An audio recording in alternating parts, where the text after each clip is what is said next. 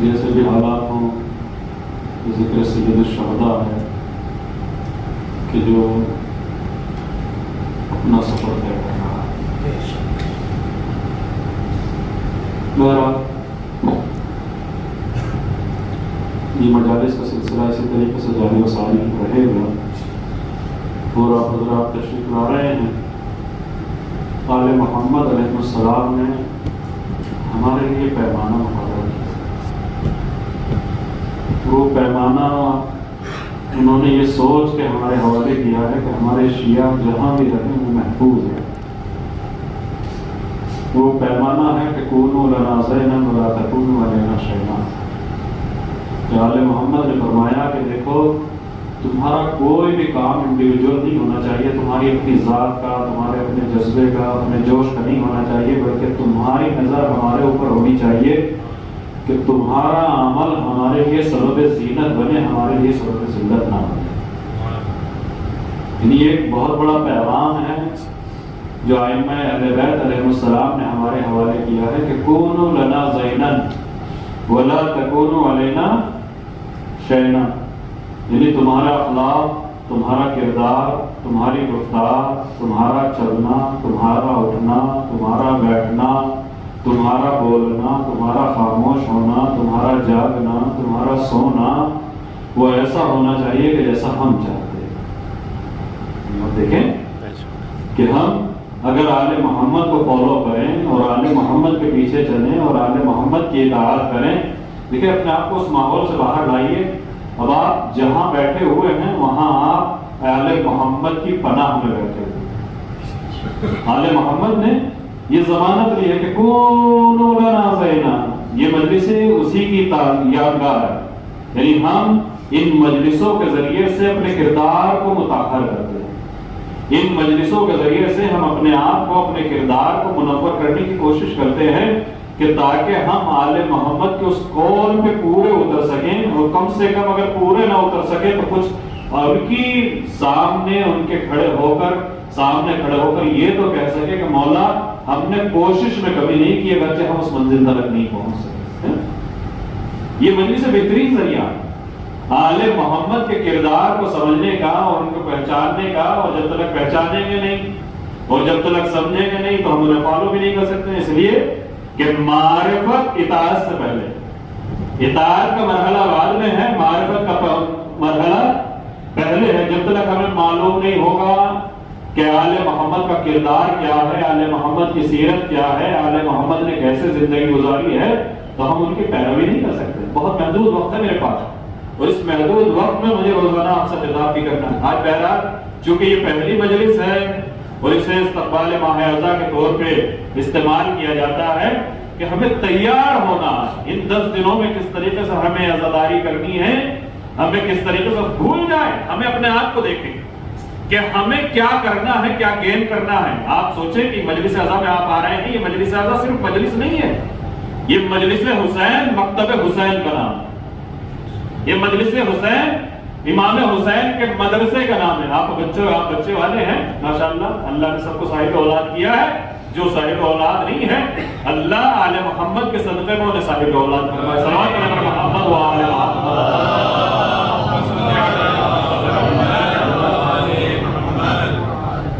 آپ کے بچے جب وہ بچے اسکول جاتے ہیں تو اس بچے جب اسکول جاتے ہیں تو تیاری کب سے کرتے ہیں؟ کیا اسی وقت کرتے ہیں کہ اگر 8 بجے کا اسکول ہے تو 8 بجے اٹھے اور اٹھنے کے بعد جو ہے تیاری کرنا شروع کرے؟ نہیں، اگر 8 بجے کا اسکول ہے تو کم سے کم 1 گھنٹہ پہلے سے تیاری شروع ہو جاتی ہے۔ وہ وقت کاؤنٹ نہیں ہوتا ہے، تعلیم کا وقت وہی 8 سے لے کے 12 تک مثلا اگر مدرسہ چل رہا ہے تو بچے 8 سے پہلے ہم بچوں کو اٹھاتے ہیں، ان کا منہ دھلاتے ہیں، ان کے کپڑے پہناتے ہیں، انہیں کھانا کھلاتے ہیں، انہیں بالکل تیار کرتے ہیں، انہیں جسمانی طور پہ بھی تیار کرتے ہیں، ان کی روح اور ان کی فکر کو بھی تیار کرتے ہیں۔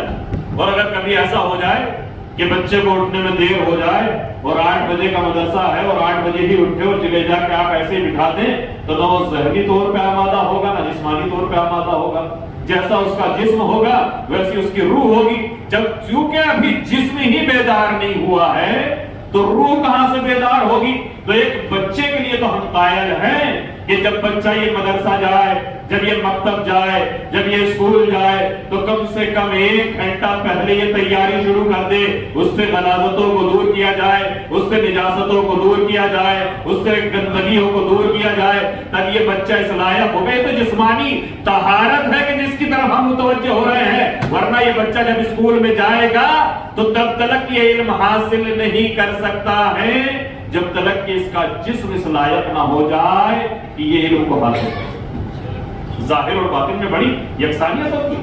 آپ یہ نہ سمجھیں کہ ہم اپنے ظاہر پر توجہ نہ دیں، ظاہر بھی اچھا ہونا چاہیے اور باطن بھی اچھا ہونا چاہیے۔ یہ کوئی اسلام اس کا منکر ہے کہ انسان خود جسم تو گندا ہو اور اپنی روح کی پاکیزگی کا دعوے کرے. اسلام کہتا ہے کہ اگر روح پاکیزہ ہے تو جسم کو بھی پاکیزہ ہونا ہے. لہذا جیسے ایک بچے کے لیے ہم قائل ہیں کہ یہ بچہ جب اسکول میں جائے تو اس کی ڈریس صاف ستھری ہونی چاہیے, اس کی ڈریس پہ گندگی نہیں ہونی چاہیے, اس کی ڈریس پہ کوئی نجاست نہیں ہونی چاہیے, اس کی ڈریس پہ کوئی غلاظت نہیں ہونی چاہیے. تو جب اسکول میں جانے والے بچے کے لیے ہم اس بات کے قائل ہیں تو یہ مجلس حسین, یہ مکتب حسین ہے, یہ مدرسہ حسین ہے. یہاں آنے سے پہلے صرف روحوں کو پاکیزہ کرنا نہیں ہے, اپنے لباس کی طرف بھی ہم توجہ کریں کہ نجس لباس پہن کے اس مجلس میں نے نقل کیا ہے کہ وہاں اس جگہ کو فرشتے گھیر لیتے ہیں. کرتے کیا ہے؟ تب تلک استغفار کرتے ہیں جب تلک یہ اٹھ کے چلے نہیں جاتے. تب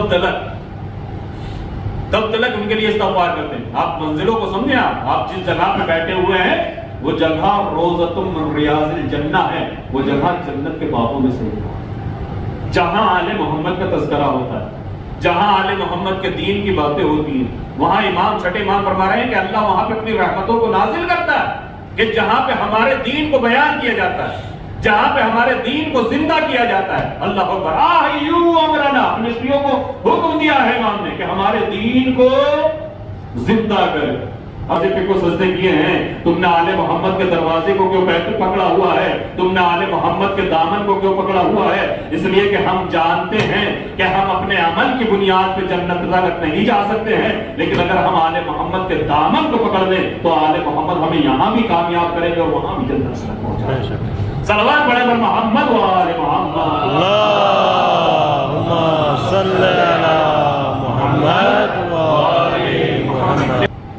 اور وہ ایک کہے گا, اس سے پہلے چاہے کچھ نہ دکھ رہا ہو لیکن وہ دکھانا شروع کر دیتے ہیں. یعنی جیسا انسان سوچتا ہے اسے ویسا دکھنا شروع ہو جاتا ہے. ساری چیزیں جھوٹی بھی نہیں ہوتی ہیں لیکن بہت سی چیزیں اس طریقے سے ہوتا ہے. یعنی آپ سے کہا کہ دیکھو چاند میں ایک گڑیا دکھائی دے رہی ہے, کوئی نہیں بیٹھا, بھلے وہ داغ ہے, لیکن جب آپ کے ذہن میں یہ بات ڈال دی گئی کہ ایک گڑیا ہے جو دکھائی دے رہی ہے تو فوراً آپ نے دیکھا تو آپ کو ویسے نقش و نگار نظر آنے لگے, آپ کو بھی دکھنے لگا کہ کوئی گڑیا ہے جو ایک چرخا لیے بیٹھی ہے. یعنی انسان جیسا سوچتا ہے ویسا اسے دکھائی دیتا ہے.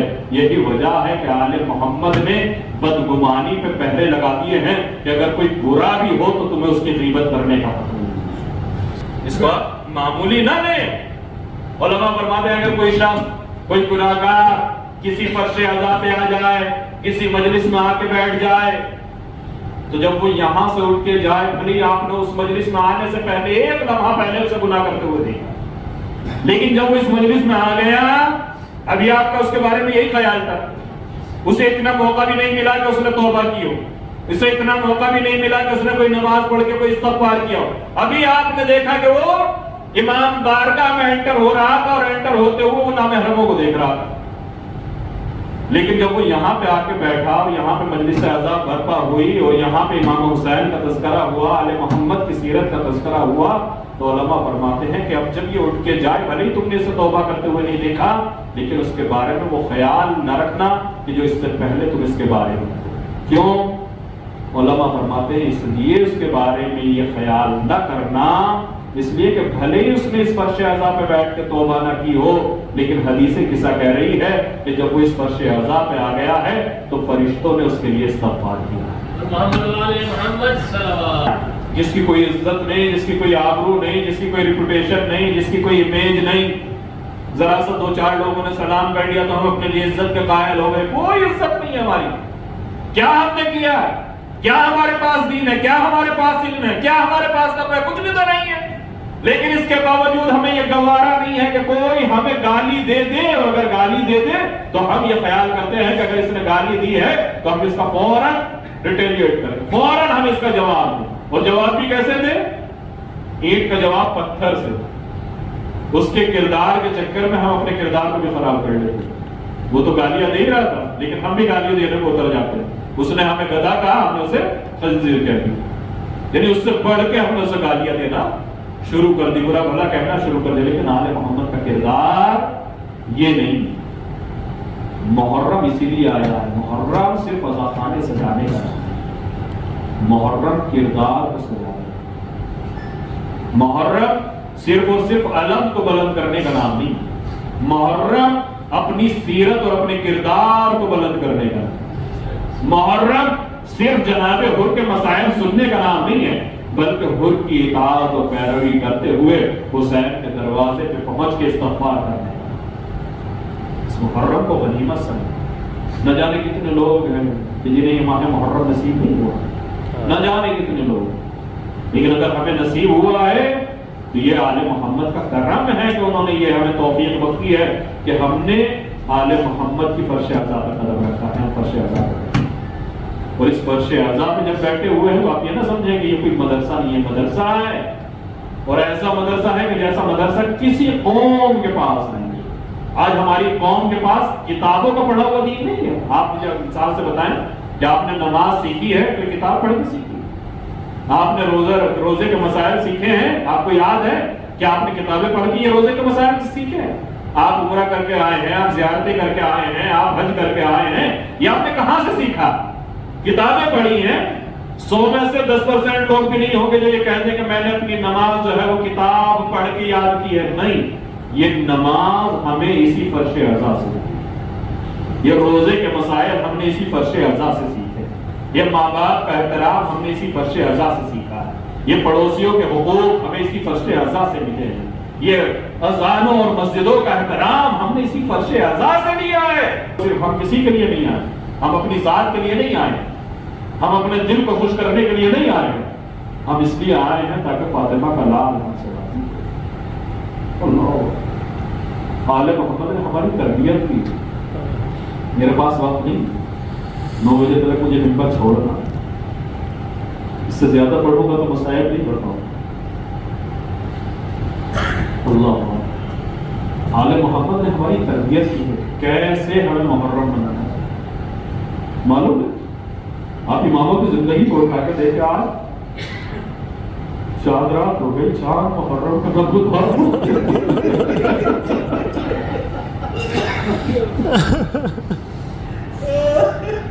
ہر کسی کو انتظار ہوتا ہے کہ محرم کا 4 مبارک ہوا کہ نہیں ہوا، غم منانے کے لیے اس چاند کے منتظر رہتے ہیں۔ اللہ اکبر، آپ نے محرم کا چاند دیکھا، آنکھوں میں آنسو آ گئے، لیکن مدینے والوں کا قول، بہار الانوار میں علامہ مجلسی نے لکھا ہے کہ مدینے والے چاند دیکھ کے محرم کا پتہ نہیں لگاتے۔ خود مدینے والے کہتے ہیں کہ ہمیں چاند دیکھنے کی ضرورت نہیں پڑتی تھی کہ ہمیں معلوم ہو کہ محرم آ گیا۔ پھر کیسے پتہ چلتا تھا؟ مدینے والے کہتے ہیں کہ امام صادق کے گھر سے چیخوں کی آواز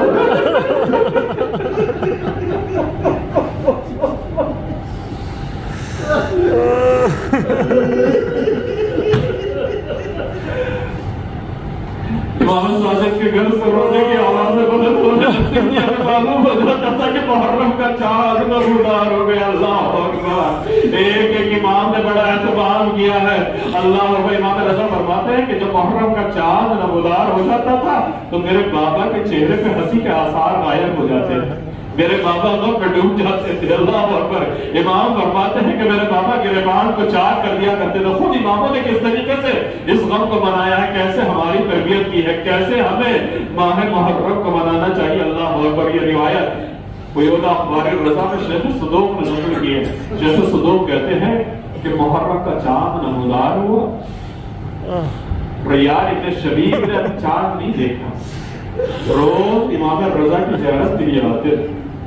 مغرب کی نماز سے فارغ ہونے کے بعد امام کے دروازے پہ آئے، کیا دیکھا کہ آج دروازہ کھلا ہوا، امام سامنے بیٹھے ہوئے ہیں، لیکن آج عجیب حالت میں بیٹھے ہوئے کہ امام چاہتے بہت پریشان ہے، اور امام کی آنکھوں سے آنسو بہ رہے ہیں۔ اللہ اکبر، ریاض ابن شبیب کہتے ہیں کہ جیسے میں نے امام کی حالت دیکھی، تیزی سے امام کے گھر میں داخل ہوا، امام کو سلام کرنے کے بعد میں نے امام سے پوچھا کہ مولا یہ آج آپ نے کیا حالت بنا رکھی ہے، مولا یہ آج آپ کا گریبان چاک کیوں ہے، مولا یہ آپ کے سر کے بال کیوں پریشان ہے، مولا یہ آنکھوں سے آنسو زاروں قطار کیوں بہ رہے ہیں۔ اللہ اکبر، اب امام کا جملہ سنیں، یہ امام صرف ریاض ابن شبیب سے نہیں کہہ رہے ہیں، ہم سے ایک ایک سے کہہ رہے ہیں کیسے ہمیں محرم منانا چاہیے، کس طریقے سے ہمیں غم کرنا چاہیے۔ امام فرماتے ہیں یبن الشبیب، اللہ اکبر، آپ ایک سے ایک مصیبتیں ہم پہ نازل ہو جاتی ہیں، کسی کا باپ مر جاتا ہے، کسی کا بیٹا مر جاتا ہے،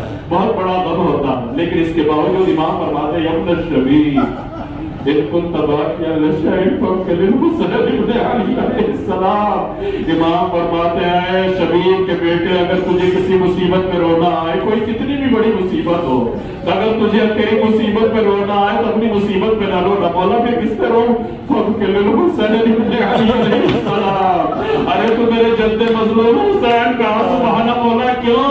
مولا فرماتے ہیں فإنه ذبح كما يذبح الكبير، اس لیے کہ میرے جد مظلوم کو ایسے ذبح کر دیا گیا، ارے جیسے کوئی جانور کو بے رحمی سے ذبح کر دیتا ہے۔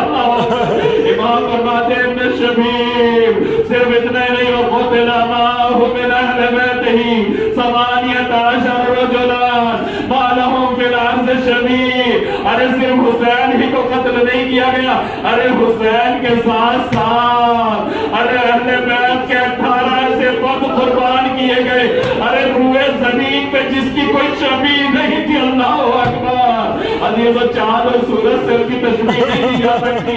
امام فرماتے ہیں جن کی کوئی شبیہ نہیں تھی انہیں قربان کر دیا گیا۔ اس کے بعد امام فرماتے ہیں مصیبت کتنی بڑی ہے عزیز، اور روز کوئی نہ کوئی مرتا ہے، لیکن امام حسین کی شہادت کی اتنی عظیم ہے۔ امام فرماتے ہیں ابن الشبیب ان المحرم هو الشهر الذي كان اهل الجاهلیت يحرمون فيه القتال۔ اے ابن شبیب، ارے اس ماہ محرم کا اتنا احترام تھا کہ اسلام کے آنے سے پہلے بھی زمانہ جاہلیت میں لوگ اس مہینے کا اتنا احترام کرتے تھے کہ وہ عرب جو مستقل لڑا کرتے تھے، جب یہ مہینہ آتا تھا تو جنگ کو ختم کر دیا کرتے تھے، قتال سے باز آ جاتے تھے۔ مگر ابن شبیب، ارے اسی ماہ محرم میں نبی کے نواسے کو قتل کر دیا گیا، صرف قتل نہیں کیا گیا۔ امام فرماتے ہیں امام فرماتے ہیں فاستحلت فیہ دماء ابن شبیب، ارے اسی ماہ محرم الحرام میں ارے ہمارے خون کو بہایا گیا، وَحُتِكَتْ فِيهِ حُرْمَتُنَا، اور اسی مہینے میں ہماری توہین کی گئی۔ اللہ اکبر، اس کے بعد فرماتے ہیں وَصُبْيَا فِيهِ ذَرَائِنَا وَنِسَانَا، اور اسی مہینے میں ہماری عورتوں کو قیدی بنایا گیا۔ شبیب کے بیٹے، اس مہینے میں ہمارے خیموں کو آگ لگا دی گئی، ارے صرف خیموں کو آگ نہیں لگائی گئی، ارے اس بچی کے دامن کو بھی آگ لگا دی گئی جو ابھی یتیم ہوئی ہے۔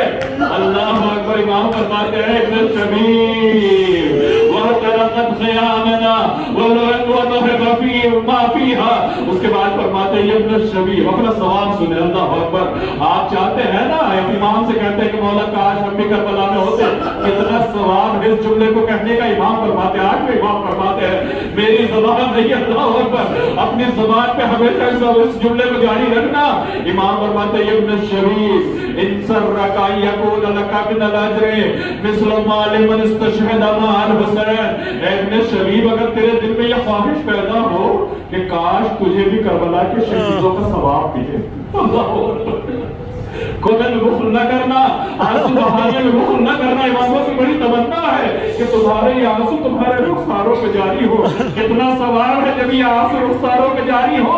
امام فرماتے ہیں ابن شبیب ان بقیت علی الحسین علیہ السلام حتی تصیر دموعک علی خدیک غفر اللہ لک کل ذنب اذنبتہ صغیرا کان او کبیرا۔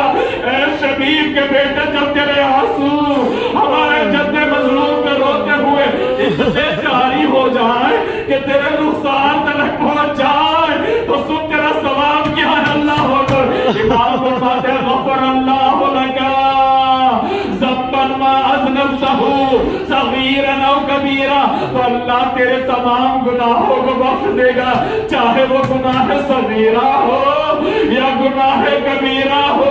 اللہ اکبر، اتنی ضمانت امام نہیں ہے، بس مجھے کچھ جملے پڑھنے ہیں امام کے اس سفر سے متعلق، تو 2-3 لمحوں میں اپنی مجلس کو تمام کر دوں گا۔ مدینہ ہے، حسین کو دربار میں بلایا ہے اور طلب بیعت کے لیے بلایا، قتل کرنے کے لیے نہیں بلایا ہے، لیکن زینب کو گوارا نہیں کہ بھیا کو اکیلے بھیج دے۔ اللہ اکبر، 18 بنی ہاشم کو ساتھ بھیجا ہے۔ ارے جس زینب کو یہ گوارا نہ ہو کہ مدینے میں بھیا کو اکیلے بھیج دے، میرے سمجھ میں نہیں آتا کہ اس نے عصر عاشور اپنے بھائی کو کیسے رخصت کیا ہوگا۔